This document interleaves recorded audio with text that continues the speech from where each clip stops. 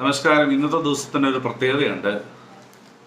മലയാള വർഷത്തിലെ ഒരു പുതിയ നൂറ്റാണ്ട് ആരംഭിക്കുകയാണ്. അതായത് മലയാള വർഷത്തെ പൊതുവെ വിളിക്കുന്നത് കൊല്ലവർഷം എന്നാണല്ലോ. കൊല്ലവർഷം 1200 ചിങ്ങം 1-ാം തീയതിയാണ് ഇന്നേ ദിവസം. ഇത് മലയാളത്തിനൊരു ചരിത്ര മുഹൂർത്തമാണ്. AD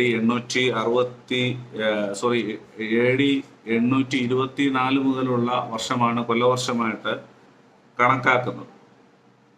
അന്നു മുതൽ കണക്കാക്കി വരുന്ന കണക്കനുസരിച്ചാണ് ഇന്നത്തെ വർഷം ആ നിലയിൽ നിശ്ചയിക്കുന്നത്. അങ്ങനെ വരുമ്പോൾ 12-ാം നൂറ്റാണ്ടിൻ്റെ അവസാന വർഷമാണ്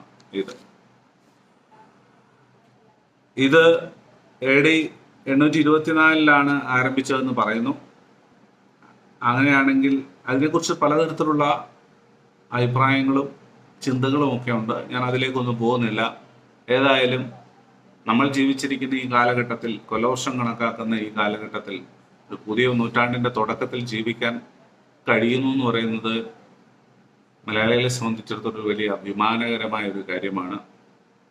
ആ നിലയിൽ കൊല്ലവർഷമൊക്കെ എപ്പോഴും നോക്കുകയും ആചരിക്കുകയും ചെയ്യുന്നവർക്ക് അതൊരു അഭിമാനകരമായ ഒരു കാര്യം തന്നെയാണ്. ക്രിസ്തുവർഷമാണല്ലോ നമ്മൾ പൊതുവെ ഫോളോ ചെയ്യുന്ന വർഷം.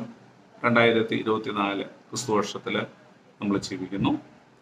അത് നമ്മളെ സംബന്ധിച്ചിടത്തോളം ഒരു സന്തോഷകരമായ കാര്യമാണ്. ഒരു പുതിയ നൂറ്റാണ്ടിൻ്റെ ആ ഒരു കാലഘട്ടത്തിൽ തന്നെ നമുക്ക് ജീവിക്കാൻ, അതായത് 21-ാം നൂറ്റാണ്ടിലെ വർഷത്തിൽ ജീവിക്കാൻ നമുക്ക് കഴിയുന്നത് വലിയൊരു കാര്യമാണ്. പ്രത്യേകിച്ച് പഴയ നൂറ്റാണ്ടിൽ ജനിച്ച് പുതിയ നൂറ്റാണ്ടിലേക്ക് പ്രവേശിക്കാൻ കഴിയുന്നത് ഒരു ഭാഗ്യകരമായ കാര്യമാണ്.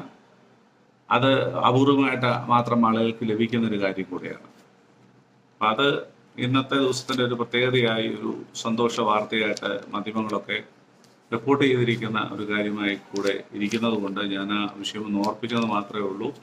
വീണ്ടും പുതിയ വാർത്താവിശേഷങ്ങളും മറ്റുമായിട്ട് വീണ്ടും കാണാം. നന്ദി, നമസ്കാരം.